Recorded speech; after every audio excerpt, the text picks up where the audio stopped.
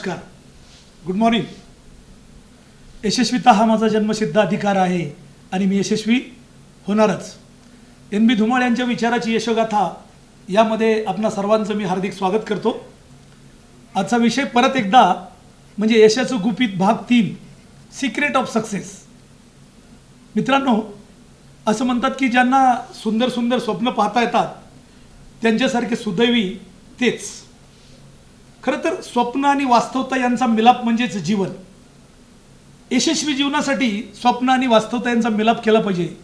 तुम्ही तुमच्या बुद्धिमत्तेचा वापर करून, कष्ट करून यशासाठी परिश्रम करत आहात आणि त्यामध्ये मी माझे अनुभव, मी माझे ज्ञान, त्याचबरोबर नेहमीच मिळणारं प्रेरणा आणि उत्तेजन या जोरावर अनेकांनी आपलं करिअर केलेलं आहे. अनेक मंडळी यशस्वी झालेले आहेत, बरीच मंडळी यशस्वी होत आहेत आणि पुढे होणार आहेत, हा मला विश्वास आहे त्यासाठी. आणि त्यासाठी ही यशस्वीता, सिक्रेट ऑफ सक्सेस.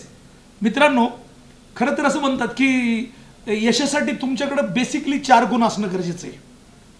बेसिक 4 गुण, बाकीचे गुण लागतात पण बेसिक 4 गुण आहेत. त्या 4 गुणामध्ये पहिला गुण आहे की यू शुड बी ॲम्बिशियस, दुसरा यू शुड बी लेबोरियस, तिसरा यू शुड बी ऑनेस्टी आणि चौथा यू शुड बी पंक्च्युअल. म्हणजे तुम्ही महत्त्वाकांक्षी बना, तुम्ही कष्टाळू राहा, तुम्ही प्रामाणिक राहा आणि तुम्ही वेळेचं महत्त्व जाणा. बरोबर आहे. तर त्यामधला जो पहिला आहे की यू शुड बी ॲम्बिशियस, महत्त्वाकांक्षी बना. म्हणजे काय की तुमच्याकडे काहीतरी ध्येय पाहिजे, तुमच्याकडे गोल पाहिजे. जोपर्यंत तुमच्याकडे डेस्टिनेशन असणार नाही तर तोपर्यंत तुम्ही काहीच करू शकणार नाहीत. बिगर ध्येयाचं कुठं जाणार, काय करणार? तुमच्याकडे खूप कष्ट करण्याची तयारी आहे, ज्ञान आहे, नॉलेज आहे, काय गुणवत्ता आहे, कौशल्य आहे, पण ध्येयच नाही, काय करायचं ते माहीतच नाही, तर आपण कसं जीवनात यशस्वी होणार? त्यासाठी म्हणजे first and very important thing is to set a goal. Goal set करा तिथं. ओके. त्यानंतर दुसरा मुद्दा मी सांगितलं की यू शुड बी लेबोरियस, म्हणजे कष्टाळू. कष्ट कष्ट आणि कष्ट. आधी कष्ट मग फळं, कष्टाचे नाही ते निर्फळ. बरोबर आहे ना? म्हणजे कष्टाशिवाय तर काहीच मिळत नाही. पण कष्ट करण्यासाठी, म्हणजे कष्ट करण्यासाठी तुमच्याकडं ध्येय केलेले आहे तिथं. जर तुमच्याकडं समजा कदाचित तुमच्याकडे गुणवत्ता कमी असेल, कदाचित तुमच्याकडे ज्ञान कमी असेल, कदाचित तुमच्याकडे कौशल्य कमी असेल, पण जर तुमची कष्ट करण्याची तयारी जर आहे, ध्येय आणि कष्ट, तर ज्ञान मिळेल ना, गुणवत्ता मिळेल ना, कौशल्य हळूहळू डेव्हलप, प्रॅक्टिसने होईल ना ते सगळं तिथं. पण त्यासाठी कष्टाशिवाय पर्याय नाही. लक्षात आलं का? आणि म्हणून कष्ट हे करणं अत्यंत गरजेचं आहे. त्याबरोबर कष्टाबरोबर तुम्ही स्वतःशी प्रामाणिक असणं गरजेचं आहे. यू शुड बी ऑनेस्टी, म्हणजे तुम्ही स्वतःशी अगोदर प्रामाणिक राहा, नंतर इतरांशी राहा. हा प्रामाणिकतेचा गुण यशस्वीतेसाठी फार आणि फार महत्त्वाचा आहे. इंग्रजीत एक म्हण आहे की you can fool some people for some time but not all people for all time.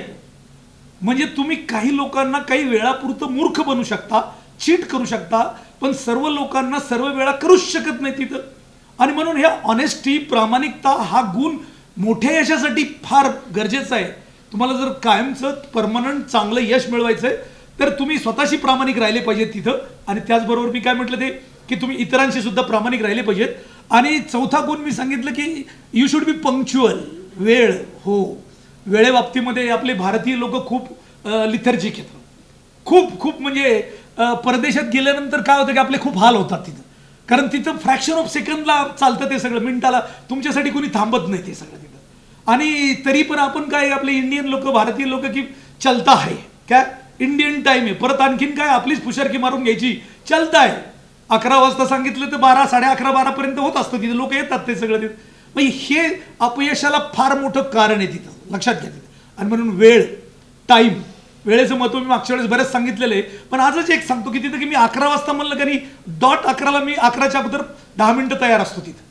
कधी कधी मला वाटतं हे 4-5 महिन्या, 4-4.5 महिन्यामध्ये एखाद्या दुसऱ्या वेळेस या टेक्निकल प्रॉब्लेममुळं कदाचित लेट झाला असेल, पण म्हणजे लेट कधीही नाही, कारण मला ते आवडतच नाही ते. आणि म्हणून म्हटलं की you should be ambitious, you should be laborious, you should be honesty आणि यू शुड बी पंक्च्युअल. हे 4 गुण तुम्ही तुमच्यामधले आहेत ते जरा डेव्हलप करा. जेवढे जास्त डेव्हलप करताल तेवढं तुमचं यश लवकर आणि मिळेल. आता यश म्हणजे काय? बरेच लोक यशाची डेफिनेशन वेगवेगळे करतात. पण कधी म्हणजे पैसा. मित्रांनो, हा बरोबर आहे, व्यवसायातून तुम्हाला पैसा मिळणार आहे, त्याच्याबरोबर लक्ष्मी, धन आणि लक्ष्मी पण मिळणार आहे. पण म्हणजे पैसा आणि लक्ष्मी याच्यामध्ये काय फरक आहे? म्हणजे त्यात काही फरक असेल ना का? नाही काही. म्हणजे पैसा म्हणजे पैसा, पैसा म्हणजे काय तर तुमच्या माझ्या खिशाच्या नोटा असतात ना त्याला आपण बरोबर आहे पैसा म्हणतो त्याला तिथं. आणि लक्ष्मी म्हणजे काय, धन म्हणजे काय, तर धन म्हणजे लक्ष्मी म्हणजे आपलं घर असतं, दार असतं, त्याच्यानंतर आपली फॅक्टरी असती किंवा आपलं इन्स्ट्रुमेंट असतात, काय कारखान्यात जे लागणारे ते सामान असतं तिथे. इव्हन तुम्ही मी कपडे घातलेत हे सुद्धा एक लक्ष्मीचं रूप आहे. तुम्ही आपण जो मोबाईल वापरतो तो सुद्धा लक्ष्मी येते सगळं तिथे. लक्षात आलं का? म्हणजे पैसा आणि लक्ष्मी याच्यामध्ये फरक आहे. आता तो फरक कसं आहे की नैतिकतेने नीतिमत्तेने जर कमवलं त्याला लक्ष्मी म्हणतात, त्याला धन म्हणतात तिथं. आणि अनितीने कमवलेलं काय म्हटलं, अनितीने कमवलेलं त्याला पैसा म्हणतात तिथे. आणि म्हणून की आपल्याला लक्ष्मीला प्रसन्न करायचंय, धनाला आपल्याकडे करायचंय, पैसा नाही. म्हणजे याने काय होतं की समजा तुम्ही जर फक्त पैसेच धन कमवलं, लक्ष्मी कमवली, तर लक्ष्मी बरोबर फक्त लक्ष्मी येत नाही, त्याच्याबरोबर अनेकांचा दुआ येतो, अनेकांचा आशीर्वाद येतो, काय म्हणतात त्यांच्या बेस्ट विशेष येतात. आणि त्या लक्ष्मीमुळं आपल्या घरात सुख, शांती, आनंद सगळा आपल्याला मिळतो तो सगळा तिथं. याउलट जर समजा तुम्ही काही म्हणजे अनइथिकल काय की जर चुकीच्या पद्धतीने जर पैसे कमवले, पैसे तर अनेक लोकांनी कमवतात, ते त्याने जर कमवले तर कदाचित त्यांचा तुम्हाला शिव्याशाप लागणार, बद्दुआ लागतील त्या. आणि त्याचबरोबर ते मिळालेले पैसे आहेत ना तुमच्या घरात सुख आणि शांती तुम्हाला मिळू देणार नाहीत ते. आणि म्हणून यासाठी मी काय म्हटलं की पैशापेक्षा लक्ष्मी किंवा धनाला तुम्ही प्रायोरिटी द्या. धन कमवा, लक्ष्मी कमवा, फक्त पैशाच्या मागे लागू नका.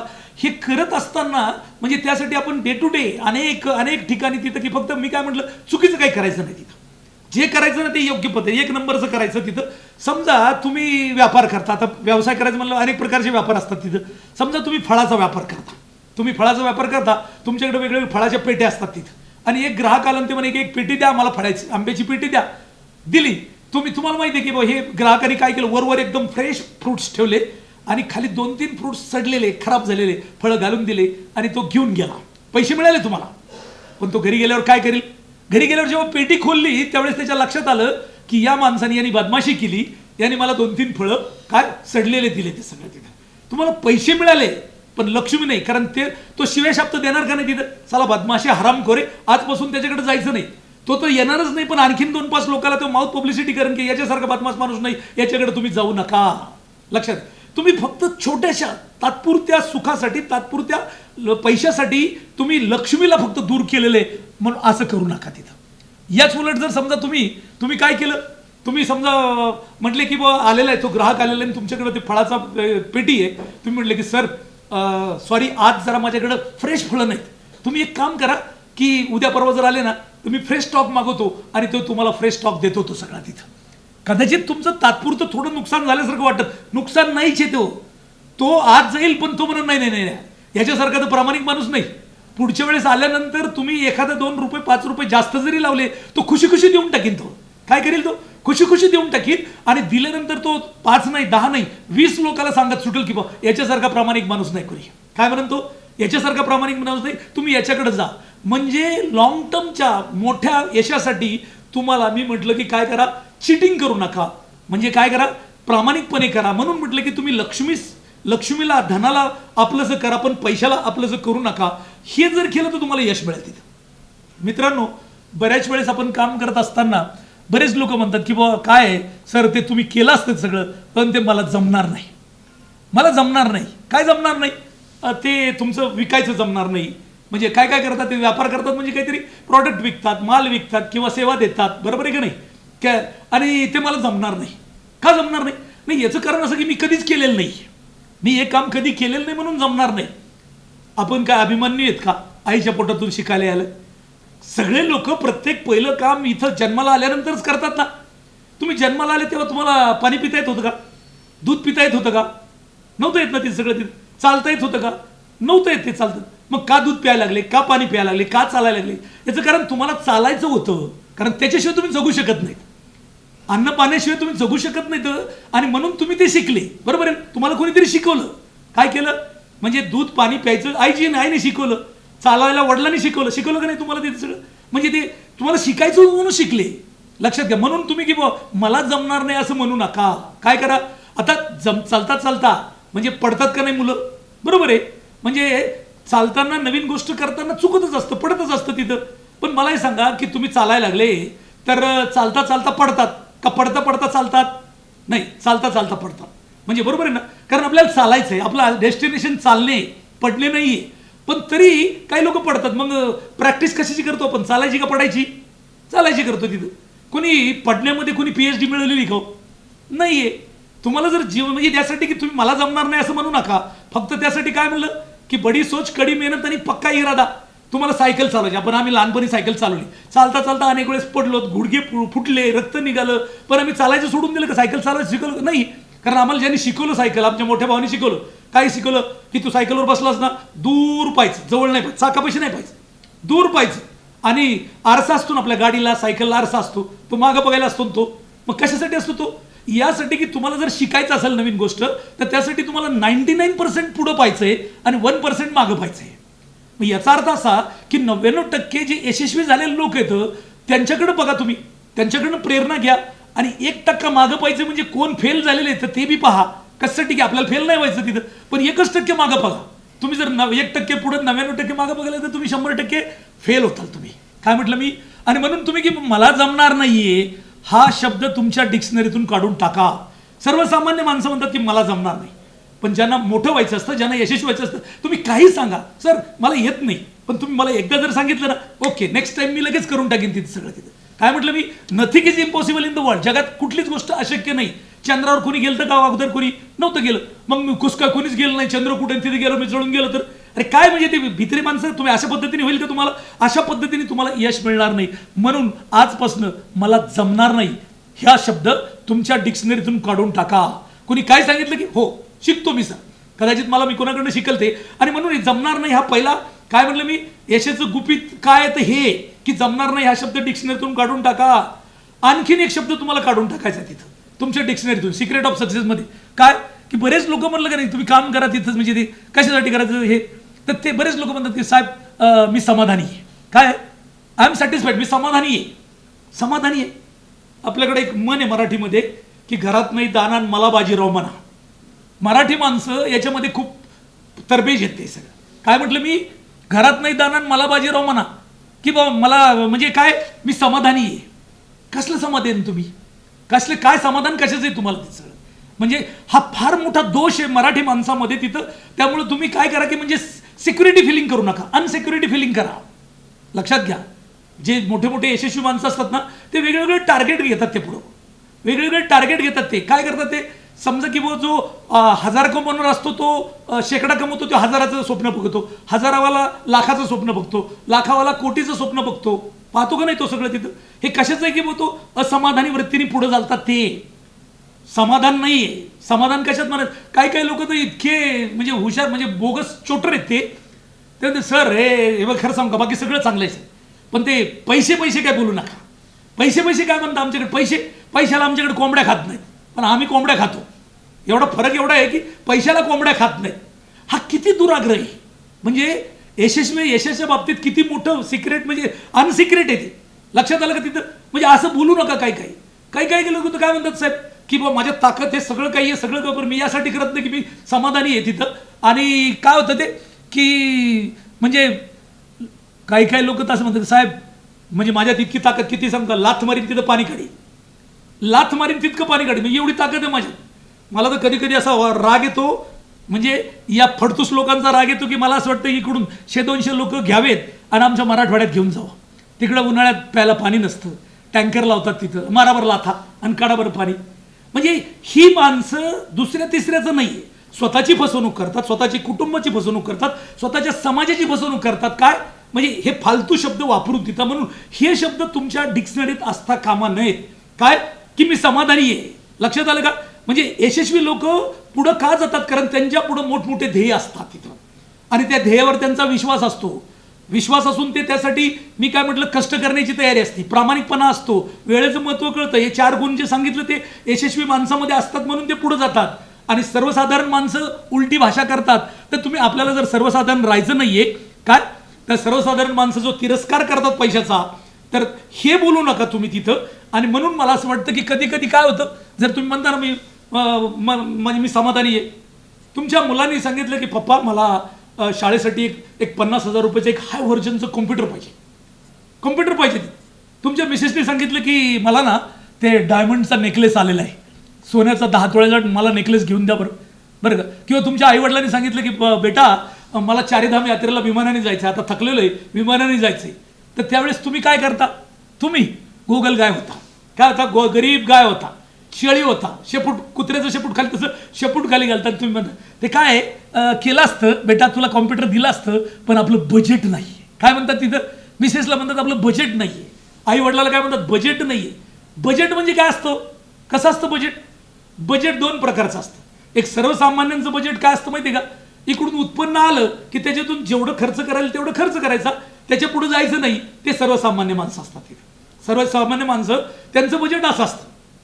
जे असामान्य माणसं असतात, जे कर्तृत्ववान असतात, जे यशोशिखरावर जातात, त्यांचं बजेट उलटं असतं. म्हणजे उलटं कसं असतं? सरकारच्या बजेटसारखं असतं. गव्हर्नमेंट ऑफ इंडियाचं बजेट माहिती आहे का तुम्हाला? महाराष्ट्र गव्हर्नमेंटचं बजेट माहिती आहे का? फेब्रुवारी मार्चमध्ये आपण कधी कधी बघतो पेपरला, ते बजेट पूर्वी घेऊन टाका, बजेट पूर्वी घेऊन टाका, नाही तर मग भाव वाढणार आहेत. का बरं? काय असतं त्या बजेटमध्ये? सरकारचं बजेट उलटं असतं.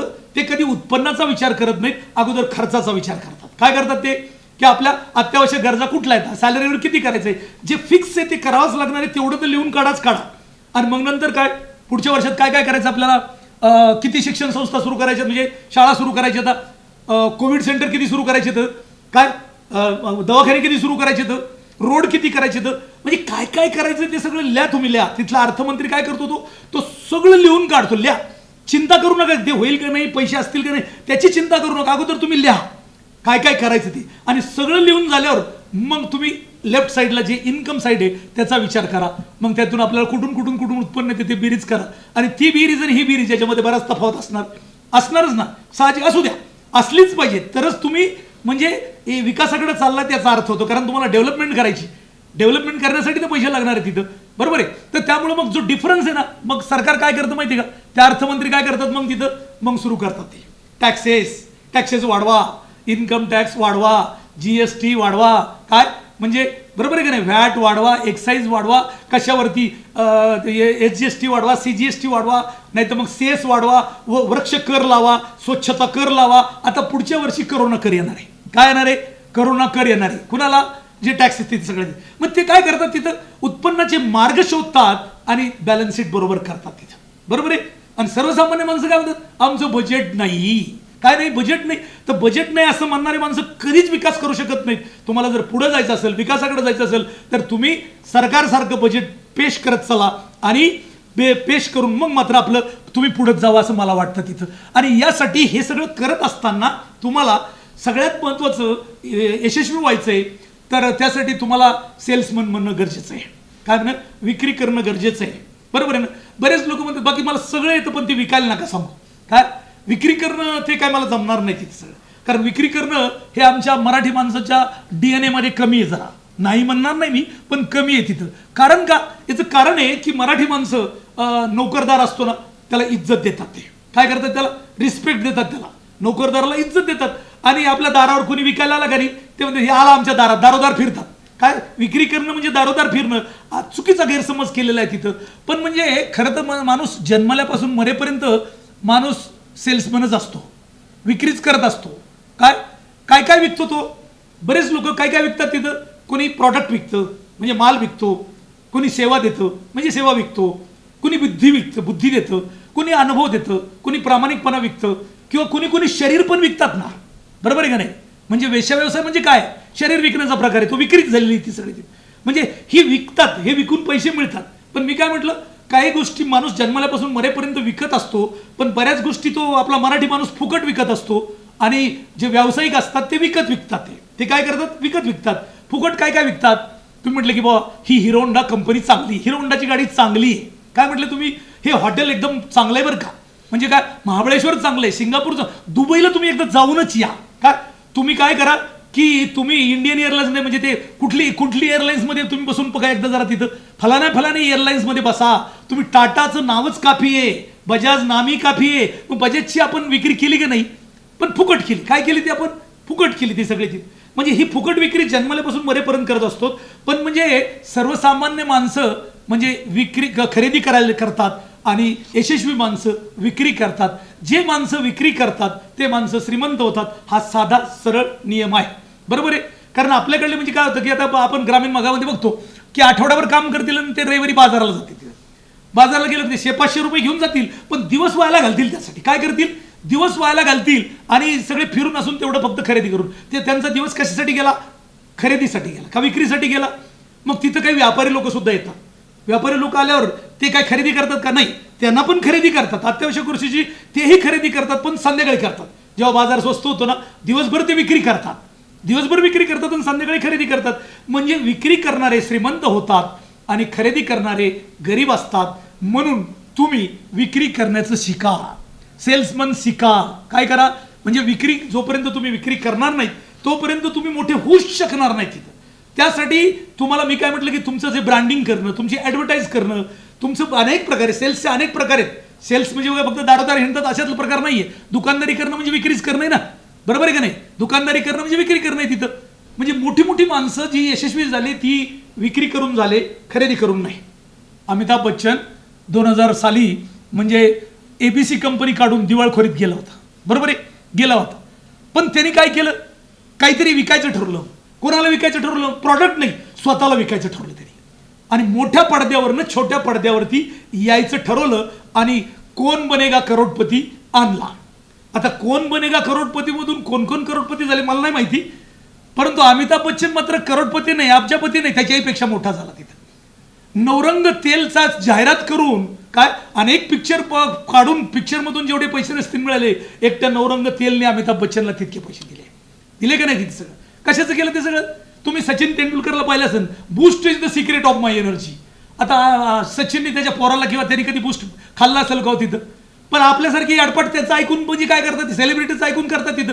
पण ती त्याची सेल्समनशिप झाली. म्हणून अनेक सेंचुऱ्या मारून जेवढे पैसे नसतील मिळाले त्याच्यापेक्षा जास्त पैसे तर बूस्टनी त्याला दिलेले असतील. तिथे पार्लेची जाहिरात करणारी एक मुलगी आहे, गेल्या 25, 30, 40 वर्षापासून आपण बघतोय ती, बरोबर आहे का नाही. आता ती मुलगी नाही राहिलेली, ती आजीबाई झालेली, तुम्हाला माहिती आहे. पण अजूनही ती पार्लेची जाहिरात चालली ना, आजीबाई झाली तरी ती मुलगी होती तेव्हापासूनही पैसे कमवत होती आणि आताही पैसे कमवती. काय करताय तिथं, म्हणजे की मी काय म्हटलं की हे विकल्यामुळे हे सगळं घडतं. त्यामुळं तुम्ही विकायला शिका. मी स्टेट बँकेत जर राहिलो असतो तर मी मध्यमवर्गीय श्रीमंत माणूस राहिला असतो तिथं, मध्यमवर्गीय श्रीमंत माणूस तिथं. पण उच्चवर्गीय श्रीमंत नसतो झालो तिथं. कशामुळे झालो, मी ती नोकरी सोडली आणि मी सेल्समध्ये आलो, मार्केटिंगमध्ये आलो, बरोबर आहे. तुम्हाला माहिती आहे की मी विमा सेवा उद्योगात गेलो आणि भारत सरकारचा विमा ज्यांच्यासाठी बनवलेला आहे त्यांच्यापर्यंत, शेतकरी, शेतमजूर, महिलापर्यंत 47 लाख पॉलिसी विकल्या. आता ते किती पैसे मिळाले मी तुम्हाला सांगत नाही, पण तुम्ही थोडाफार अंदाज करू शकता की 5% तर प्रॉफिट असतो का नाही. मग एका पॉलिसीवर जर 5 रुपये धरले तर 47 गुणिले 5 करा, म्हणजे तुम्हाला कळेल काय किती पैसे मिळाले असतील मला तिथं. म्हणजे सेल्स म्हणे काय म्हटलं मी. पण हे करत असताना समाजाकडे थोडं तुम्हाला दुर्लक्ष करावं लागतं तिथं. मी जेव्हा नोकरी सोडली तेव्हा तुम्हाला वाटतं का मला कोणी support, not a single person, एकाही माणसाने तो माझ्या बाजूनी नव्हता, सगळे विरोधात होते एक्सेप्ट माय मिसेस. माझी मिसेस, तिने माझ्या कष्टावरती विश्वास ठेवला, प्रामाणिकपणावर विश्वास ठेवला, तिने माझ्या महत्वाकांक्षेवर विश्वास ठेवला, म्हणून तुम्ही करू शकलो एवढं सगळं तिथं. पण बाकीचे सगळेचे सगळे लोक टांगड्या ओढायचं काम करत होते ते. परंतु मला माहिती की ते की आज जरी तुम्हालाही नावं ठेवतील कदाचित ते, कारण हे आपल्या जवळचे माणसं असतात ना, गांडोळासारखे असतात, दोन तोंडाची, दोन्ही कुठे डफली वाजवतात. ते काय करतात, आज तुम्हाला नावं ठेवतील पण तुम्ही उद्या मोठं झाल्यानंतर तुमचंच गुणगान गायला कमी नाही करणार. तेव्हा मला माहित होतं की हा मुलगा आहे ना, हा मुलगा एक दिवस ना एक दिवस तो म्हणजे काहीतरी नाव कमवल्याशिवाय राहणार नाहीये, कारण मुलाचे पाय पाळण्यात दिसतात ना. मला लक्षात आलं की लोक दोन्ही बाजूनी टमकी वाजवणारे असतात तिथं, म्हणून त्यांना सोडून द्या, त्यांच्याकडे पाहू नका. तुम्ही जर त्यांच्याकडे जर पाहत राहिलात तर मग मात्र मला असं वाटतं की मग तुमचं. पण त्यासाठी विक्री करता वेळेस माझं असं वैयक्तिक मत आहे की विकायला प्रॉडक्ट विकला जातो, पण प्रॉडक्ट नंतर विकला जातो, अगोदर स्वतःला विकावं लागतं. काय करावं लागतं, स्वतःला, म्हणजे तुमचा ट्रस्ट, तुमच्यावरचा विश्वास, हा विश्वासच विकला जातो. लक्षात आलं का. मी फळाचं उदाहरण दिलं ना, तो पुढच्या वेळेस आलं तो विश्वासानेच घेणार की विश्वासाने, पण तुम्ही विश्वासाला तडा देऊ नका. आणि विश्वास असेल तर काय होतं ते. एक डॉक्टर नवरा बायको होती, बायको नव्हती डॉक्टर, पण नवरा डॉक्टर होता. आणि एकदा ते पिक्चरला गेले. पिक्चर अर्धा पिक्चर चांगलाच होता, पिक्चर पाहत आला, अर्धा पिक्चर झाला आणि अर्धा पिक्चर झाल्यानंतर त्याची बायको ती कंप्लेन करायला, ती म्हणे हो माझं खूप डोकं दुखतंय बरं का. ते म्हणे अरे पिक्चर किती चांगला आहे, तू तिकडे बघ, तिकडे लक्ष दे, तू इकडे पाहू नको, दुसरीकडे डोक्याकडे नको बघू. ती म्हणे नाही माझं डोकं दुखतंय, 5 मिनिटं बघ म्हणे, पिक्चर तुझं डोकं राहून जाईल तिथं. पण 5 मिनिटांनी ते काय डोकं राहिलं नाही. ते म्हणले अहो तुमचा जळाला पिक्चर, तिथं माझं डोकं दुखतंय, चला घरी आपल्याला जायचंय. डॉक्टरला पिक्चर पाहायचा होता आणि बायकोला नव्हता पाहायचा. आता काय करायचं? शेवटी डॉक्टरला एक आयडिया. डॉक्टर म्हणे थांब थांब थांब थांब, ते एक नवीन फार्मास्युटिकल कंपनी आली आणि तिने आता नवीन टॅबलेट्स, नवीन हे आणल्या गोळ्या, तुला एक गोळी देत होती, ती इतकी पॉवरफुल आहे की ती गोळी घेतली की तुझं 5 मिनिटात दुखायचं राहून जाईल. डॉक्टरने एक गोळी दिली म्हणे हे तू कडाकडा चावून नको खाऊ, गिळून नको घेऊ, तुला फक्त एक जिभे खाली ठेवायची. काय करायची? आणि थोडं थोडं चगळायचं. म्हणे काय करायचं? ओके. तिच्या डॉक्टरच्या, तिच्या नवऱ्याच्या कर्तृत्वावरती, ज्ञानावरती इतका मोठा विश्वास होता, त्याच्यामुळे तिने ती गोळी जिभेखाली ठेवली आणि 5 मिनिटं झालं. डॉक्टर म्हणे कसं काय, डोकं पिकं? ते म्हणे डोकं गेलं. म्हणलं कुठं गेलं? नाही डोकं दुखायचं राहून गेलं सगळं तिथं. चांगली गोष्ट म्हणे, बरं झालं. पिक्चर संपला, बाहेर आल्यावर डॉक्टर म्हणे तुझं डोकं दुखत नाही. म्हणे डोकं तुम्ही गोळी दिली तिथे राहून गेलं. गोळी कुठे? तुम्ही तर सांगितलं होतं म्हणे जिभेखाली ठेवायला. कुठे दाखव? काढली तर ते डॉक्टरच्या कोटाचं बटन होतं. काय होतं? डॉक्टरच्या कोटाचं बटन जिभेखाली ठेवलं. विश्वास असेल तर काय होतं आणि विश्वास नसेल तर? लक्षात आलं का? म्हणून या सेल्समध्ये विश्वास फार फार गरजेचा आहे. म्हणजे माझ्यावरती हजारो लाखो लोकांनी माझ्यावर विश्वास ठेवला, याचं कारण म्हणून मला यश मिळालं. नाही तर विमा विकणं इतकं सोपं काम नाही, सगळ्यात अवघड काम आहे तिथं. पण ट्रस्ट येतो याचं कारण, paid for more than that, habit of doing पोड फॉर मोर देन दॅट, मागच्या वेळेस मी सांगितलं होतं तिथं. तर त्यामुळे तुमच्यावरचा विश्वास तीळ मात्रही कमी होऊ देऊ नका. मग बघा तुम्हाला सेल्समध्ये किती यश मिळते. प्रत्येक मोठे जे व्यापारी असतात, ते कारखानदार असतात, त्यांना जिथं जिथं वेळ मिळेल, जिथं जिथं संधी मिळेल, ते स्वतःचं ब्रँडिंग करत असतात. काय करत असतात? तिथं ब्रँडिंग करत असतात ते. आणि ब्रँडिंग करणं म्हणजे सेल्स करणं आहे. आणि म्हणून मला असं वाटतं की तुम्हाला जीवनात यशस्वी व्हायचं, तर त्यासाठी नेहमी तुम्ही सेल्सबद्दलचे पुस्तकं वाचा. मी बरेच पुस्तकं वाटले, ते सेल्सवरचे जास्त वाटले तिथं. काय सेल्समन म्हणा आणि श्रीमंत व्हा. आता मी तुम्हाला दाखवायला नाही आणलं, पण म्हणजे खूप लोकांना मी ते पुस्तकं वाटले तिथं. कारण मला माहिती की याच्यातला मुख्य गाभा जो आहे, श्रीमंतीचा गाभा सेल्स आहे. आणि म्हणून मी काय म्हटलं की तिथं की तुम्ही मोठमोठे पुस्तकं वाचा, अनेक मोठमोठ्या लोकांच्या यशोगाथा ऐका, ट्रेनिंग घेत चला, मोटिवेशन घेत चला. आणि सेल्समध्ये तुम्हीच तुमचा अनुभव लोकांना सांगा, तुम्हीच तुमचा अनुभव घ्या. काय करा? अनुभवानेच माणूस शिकतो. आणि म्हणून मला असं वाटतं की जर केलं तर तुम्हाला यश मिळाले नाही मिळेल. यशासाठी तुम्हाला, मला असं वाटतं की त्यासाठी बऱ्याच गोष्टीची कमतरता लागतच नाही. तर त्या वय किती आहे हे महत्त्वाचं नाही फॅक्टर. तुमचं वय किती आहे, तुमची 70 वर्षाची येतं का तुम्ही 10 वर्षाची येते, हे महत्त्वाचं नाही. पण त्यासाठी तुमची इच्छाशक्ती किती आहे, कष्ट करण्याची तयारी किती आहे, पॉवर ऑफ इमॅजिनेशन किती आहे, हे तुमच्याकडे असणं गरजेचं. आणि त्यासाठी मला तुम्हाला एक आज थोडीशी एक यशोगाथा सांगायची. मुंबईचा एक गुजराती कुटुंबातला एक तिलोक मेहता नावाचा एक मुलगा आहे, त्याची मला यशोगाथा सांगायची. 2 महिन्यापूर्वी मी टीव्हीवर पाहिली बातमी, आणि तो 13 वर्षाचा तिलोक मेहता भारतातला यंगेस्ट एंटरप्रिनर आहे. तो उद्योजक झाला म्हणे तो, आणि तो रिकॉग्नाइज झालेला आहे. याचं कारण असं की 2 वर्षापूर्वी त्यांनी सुरू केला बिझनेस, आणि आज तो 100 कोटीचा टर्नओव्हर करतोय. 2020-21 त्याचं टार्गेट किती आहे? 100 कोटीचा टर्नओव्हर करतोय. तिलोक मेहता, तुम्ही म्हणता की त्याच्या आईने केलं असेल, बापाने केलं असेल, नावावर ते अजिबात नाही. हे तुम्ही जेव्हा सर्च करताल तेव्हा तुम्हाला कळेल. हा तिलोक मेहता, काय म्हटलं मी की यांनी, तो 7व्या वर्गात होता, म्हणजे वयाच्या 12व्या वर्षात होता. 7वीत होता तेव्हा त्याला 2 पुस्तकं लागली. म्हणजे शोध ही काळाची जननी असते. व्यवसाय कसा करायचा, म्हणजे शोधा म्हणजे सापडेल. तर त्याला काय करायचं होतं? त्याला 2 पुस्तकं पाहिजे होते. त्या मुंबईतला येतो, त्यांनी सर्च केलं, एका दुकानात पुस्तकं होते. त्यांनी फोन केला, तो म्हटला मी ऑनलाईन पैसे तुम्हाला पाठवतो, मला ते 2 पुस्तकं तुम्ही ताबडतोब कुरिअरने टाका. सकाळी फोन केला 10 वाजता, मला पुस्तकं कधी मिळतील? ते म्हणे मिळतील 2-3 दिवसांनी. हे म्हणे हा, मला अर्जंट आहे, उद्या माझा पेपर आहे, आणि तुम्ही 2-3 दिवसांनी काय? नाही म्हणे सॉरी, इथं मुंबईमध्ये दुसऱ्या दिवशी फार जमलं तर उद्या संध्याकाळपर्यंत मिळेल, त्याच्या अगोदर नाही, परवा 100% उद्या संध्याकाळी. आणि मग पुस्तकं काय त्याला मिळाली 2-3 दिवसांनी. परंतु त्यांनी विचार केला आणि त्यांनी ठरवलं की बा हा व्यवसाय कसा आहे, कुरिअरचा व्यवसाय कसा आहे. त्याचे वडील एका लॉजिस्टिक कंपनीमध्ये मॅनेजर होते, आणि त्याचे काका म्हणजे त्याचे चुलता की एका बँकेत सर्व्हिस करत होतो तो सगळं. आणि म्हणून त्यांनी त्यांच्याबद्दल बोलला, चर्चा केली त्यांच्याशी, आणि हा आपल्याला व्यवसाय करायचा असं मला वाटतंय म्हणे तिथं, आणि काळाची गरज आहे. काय काळाची गरज आहे? आणि त्यांनी सुरू केलं. जवळजवळ 7-8 महिने त्याच्यावरती रिसर्च केला. काय केला? प्रोजेक्ट रिपोर्ट बनवला. काय केला? एक म्हणजे मोबाईल ॲप बनवलं त्यासाठी त्यांनी. म्हणजे जीतने वाले कोई अलग काम नाही करते, वो हर काम अलग ढंग से करते. आपल्याला वेगळं काहीतरी करायचंय. आणि पहिली त्याची टॅगलाईन होती की म्हणजे काय की बुक युअर ऑर्डर टुडे, बरं का, सेम डे, आणि you will get the delivery same day. म्हणजे आजच्या आज तुम्हाला एका दिवसात डिलिव्हरी देण्याचं टार्गेट त्यांनी ठेवलं. तर आपल्याला बिझनेस करता येईल तिथं. आणि म्हणून की त्यांनी ते करण्यासाठी काय केलं की आता हे करायचा बिझनेस त्यासाठी कोणाची तरी मदत लागेल तिथं. तर ते मुंबईचे डबेवाले येतं, त्याच्या लक्षात आलं की मुंबईचे डबेवाले आहेत ना, मॅनेजमेंट त्यांच्याकडनं शिकवावे. त्यांचं मॅनेजमेंटला अनेक मॅनेजमेंटच्या पुस्तकात त्यांचे धडे येतं. तो लंडनचा जो चार्ल्स होता ना, तोही त्यांना भेटायला आलता तिथं. कारण ते 10 मिनिटापेक्षा जास्त कमी डबा डिलिव्हरी करत नाहीत. ते कुठून घेतात, कुठं देतात वगैरे. म्हणून त्यांच्याशी चर्चा केली आणि त्यांची मदत पण घेतली आणि त्यांच्याशी टायअप पण केलं त्यांनी. काय केलं त्यांनी? टायअप केलं त्यांनी आणि मोबाईल ॲप सुरू केलं तिथं. त्याच्याबरोबर त्यांनी इन्शुरन्स करून घेतला की कोणाचं काय झालं तर. आणि त्याची टॅगलाईनच होती तिथं. काय म्हणलं? बुक एक same day pickup and delivery. Same day pickup and delivery. आजची आज पिकअप करणं, आजची आज डिलिव्हरी करायचं. सुरू केलं ते कंपनी त्यांनी. त्यासाठी त्यांनी त्याचे काका होते, त्यांनी ती बँकेची नोकरी सोडून दिली आणि याच्या कंपनीमध्ये तो मॅनेजर झाला. त्याचे काका मॅनेजर झाले, हा त्याचा फाउंडर चेअरमन झाला तो. आणि ही कंपनी सुरू केली. मला वाटतं की जुलै 2018ला सुरू केली. सुरू केल्यावर तो सुरुवातीला 150-200 पार्सल यायला लागले त्याच्याकडे. 150-200. पण 1.5-2 वर्षात आता ते दररोज 1,500 ते 2,000 पार्सल तो डिलिव्हरी करतोय. काय करतोय तो? 1,500 ते 2,000 पार्सल डिलिव्हरी करतोय तो. 6 महिन्यामध्ये त्यांनी 1,30,000 पार्सल काय केले, म्हणजे पार्सल जे कोरियर आहेत ते डिलिव्हर केले त्यांनी तिथं.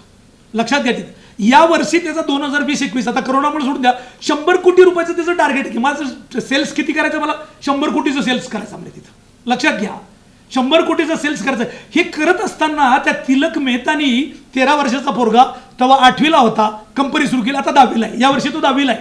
लक्षात घ्या, 10वीचा पोरगा आहे आणि तो 100 कोटीचं टर्नओव्हर करायला निघालेला आहे. काय पण त्याचा अर्थ त्यांनी शाळा सोडली नाही.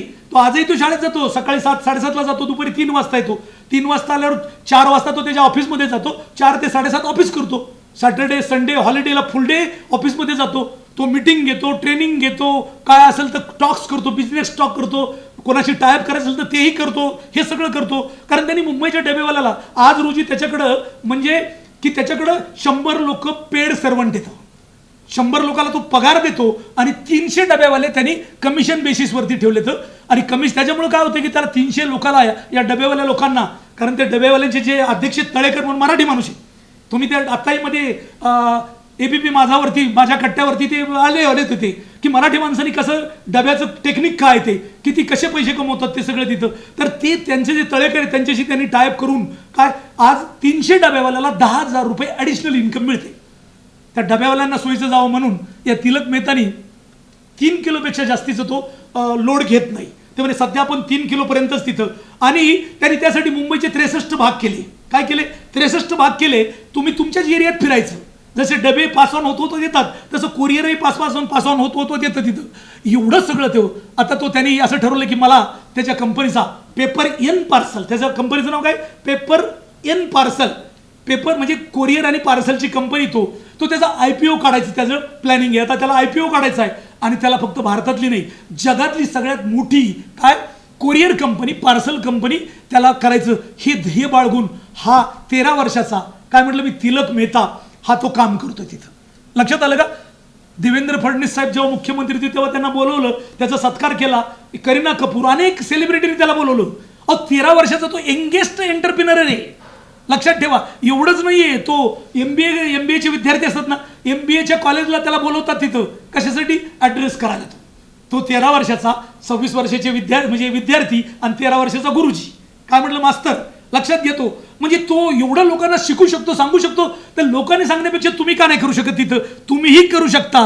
पण त्यासाठी त्याची जी थीम आहे की order by 1 PM and get delivery by 7 PM same day, म्हणजे ही त्याची थीम आहे. कशाच जोरावर? की सेवा उद्योग आहे. काही विकत नाही तो. सेवा उद्योग आहे, सर्व्हिस इंडस्ट्री आहे. फक्त मोबाईल ॲप आहे, इन्शुरन्स केलेला आहे आणि हे सगळं त्यांनी व्यवस्थित जुळून आणले आणि म्हणून तो काम करतोय. मला असं वाटतं की खऱ्या अर्थाने की मराठी तरुणांच्या डोळ्यात हे एक झणझणीत तेल घालण्याचा प्रकार येतो सगळा. की मराठी तरुण 25-30 वर्षाचे झाले तरी आईवडिलाकडनं पॉकेट मनी किंवा अजून पालनपोषण आईवडिलांनी करावं अशी अपेक्षा ठेवणारे मराठी मुलं. आणि हा तिलक मेहता कदाचित त्याचा DNA गुजराती म्हणून त्याला यश मिळालं नाहीये. लक्षात घ्या. म्हणजे कदाचित त्याला ठीक आहे की तो गुजराती असला तरी त्या पार्श्वभूमी आहे, पण त्याचे कष्ट तर त्यालाच करावं लागतायत. काय जिद्द तर त्याचीच आहे. फ्युचर पाहायचं त्यालाच, बुद्धी तर स्वतःचीच वापरावं लागती. काय बुद्धी दुसऱ्याची वापरून नाही चालत. व्यवसाय करायचं म्हणजे तुम्हाला तुमची बुद्धी वापरावं लागेल का नाही. ही तिलक मेहताने वापरली तर तुम्ही का नाही वापरू शकत. काय तुम्ही पण वापरू शकता. तर त्यासाठी मला असं वाटतं की उघडा डोळे बघा नीट. काय तिलक मेहताकडे बघा आणि मग तरी काय विचार करा तिथं. मला असं वाटतं की जर तुम्हाला तुमचा राग आला, काय तुमचा राग आला आणि तुम्ही जर ठरवलं तर nothing is impossible in the world, everything is possible in the world. पण त्यासाठी तुम्हाला डिसिजन तर घ्यावं लागेल. हे सिक्रेट ऑफ सक्सेस येतं. यशस्वीतेचं गुपित काय हे गुपित आहे. हे तुम्हाला कळालं म्हणजे तुम्हाला कळालं की संपलं सगळं तिथं. आणि म्हणून त्यासाठी मला असं वाटतं की मित्रांनो की खऱ्या अर्थाने आता ही वेळ आलेली आपल्याला विचार करण्याची. काळ बदलत चाललाय. कोरोनामध्ये काय काय चेंजेस होत आहेत ते. कोरोनामध्ये काही लोक खूप पैसे कमवत आहेत, थोडे लोक पैसे कमवतात, बऱ्याच लोकांचे बिझनेस बसलेत. पण आपण पुढं काय केलं पाहिजे, त्यासाठी काय काय चेंजेस केले पाहिजेत याचा विचार तुम्ही जर केला तर तुम्ही सुद्धा यशस्वी होऊ शकता. आणि म्हणून मला असं वाटतं परत एकदा की यशस्वीता हा माझा जन्मसिद्ध अधिकार आहे आणि मी यशस्वी होणारच. NB धुमाळ यांच्या विचाराची यशोगाथा यामध्ये तुम्ही आलात, तुम्हाला धन्यवाद देतो, तुम्हाला शुभेच्छा देतो. आणि कदाचित काही अडचण आली तर माझा नंबर जो आहे ना तो तुम्ही कदाचित नोट करून घ्या. म्हणजे काय माझा नंबर आहे 9423162548 94 231 62 548. काय आणि तुम्हाला कुणी काही अडचण आली तर एक बिपिन चौधरी नावाचे एक तरुण येतं, त्यांनी मला कालच फोन केला. याबद्दल त्यांच्याकडे फोन नंबर होता म्हणून मी आज मला वाटलं की फोन नंबर देणं गरजेचं आहे म्हणून मी तुम्हाला फोन नंबर दिला परत. तर त्यासाठी तुम्हाला काही अडचणी असतील काय असतील तर तुम्ही निश्चितपैकी मला फोन करू शकता. म्हणून तुम्हा सर्वांना परत एकदा कोटी कोटी शुभेच्छा देतो आणि आपली रजा घेतो. जय हिंद, जय महाराष्ट्र, धन्यवाद, थँक्यू, रामकृष्ण हरी.